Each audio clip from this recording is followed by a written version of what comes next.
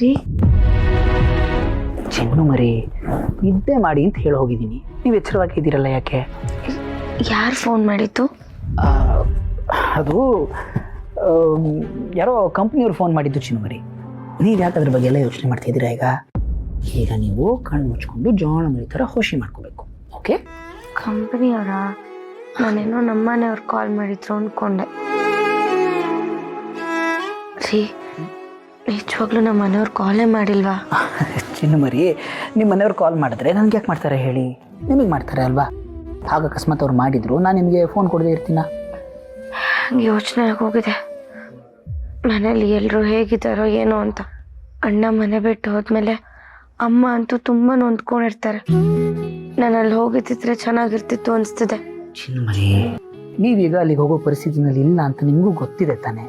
ನೀವು ಮೊದಲು ಹುಷಾರಾಗಿ, ಆಮೇಲೆ ನಾನೇ ನಿಮ್ಮನ್ನು ಕರ್ಕೊಂಡು ಹೋಗ್ತೀನಿ. ಓಕೆ? ನಾನು ಅಲ್ಲಿ ಹೋದರೆ ಹುಷಾರಾಗ್ತೀನಿ. ಪ್ಲೀಸ್ ನನ್ನ ಕರ್ಕೊಂಡು ಹೋಗಿ.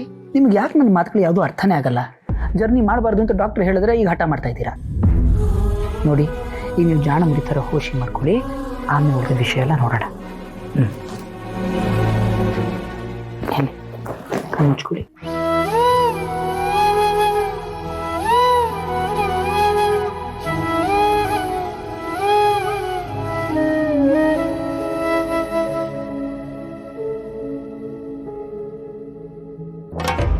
ಯಾವಾಗ ನೋಡಿದ್ರು ಅವ್ರ ಮನೆಯವ್ರ ಬಗ್ಗೆನೇ ಯೋಚನೆ ಮಾಡ್ತಾ ಇರ್ತಾರೆ.